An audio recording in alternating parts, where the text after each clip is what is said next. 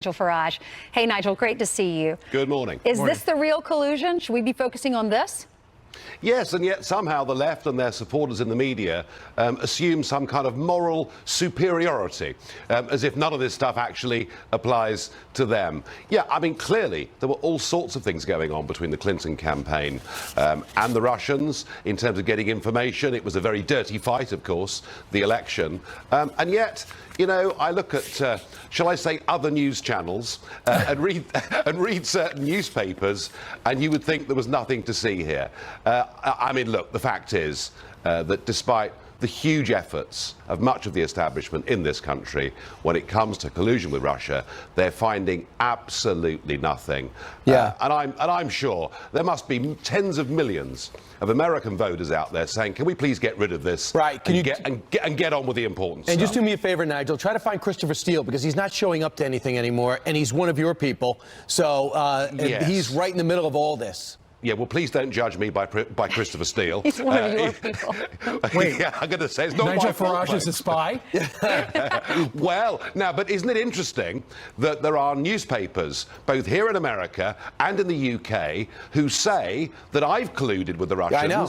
that I did so during the course of the British referendum. Some have even said I've been funded by the Russians. And yet it turns out, in my country, that Jeremy Corbyn, the leader of the opposition party, in the 1980s, it's claimed, repeatedly met communist Soviet agents, and yet no one seems to care about that. So it's the same story, both sides of the pond. Well, regarding you, you should just turn yourself in as soon as this interview is over. Yeah, but just please wait for the interview.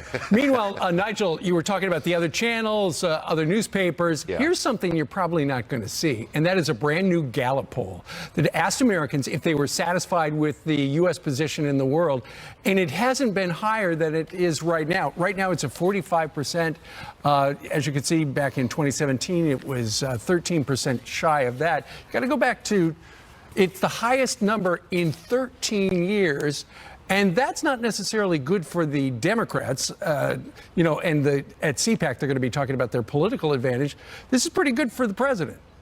It is, and I think one of the things that has really surprised people, because don't forget that Donald Trump hasn't just had a negative press in much of America, you know, across Europe and many other parts of the world, it's been wall-to-wall negativity. I know. I mean, I've felt at times like he's only defender in the United Kingdom. But what's interested people is, right from that first speech, when he went to Riyadh, if you remember, to talk to many of the leaders of the Muslim world, to say, look, let's work together to drive out the extremists, all the way to Davos the other week, where he said, look, America first doesn't mean America alone. We are prepared, of course, to work and cooperate with people.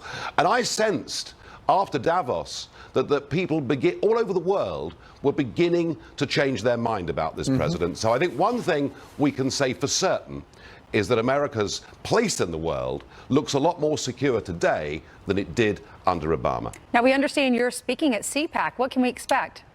Yeah, well, I want to say this, that in 2016 we had these amazing twin results of Brexit and the Trump victory, and that sadly, since that moment, relations between the UK and the USA have not moved on in the way that they should. And I want to say to the audience at CPAC, please don't judge my country by the London Mayor Sadiq Khan, by Mr. Corbyn and the left, who every time we're told the president's going to visit the UK, promise mass street protests.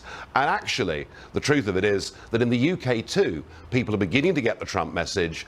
And I very much want to say he'd be very welcome coming to our country. There may be a few hard leftists that complain, and that really, we've got so much potential. We are the biggest investors in America. You are the biggest investors in the UK. Sure. We've got a shared history between us. Gotcha. And the sooner we get this relationship back on track, the better it'll be for everybody. Nice speech preview. Thanks, Nigel Farage. Appreciate it. Thanks, Nigel. We will make America great again.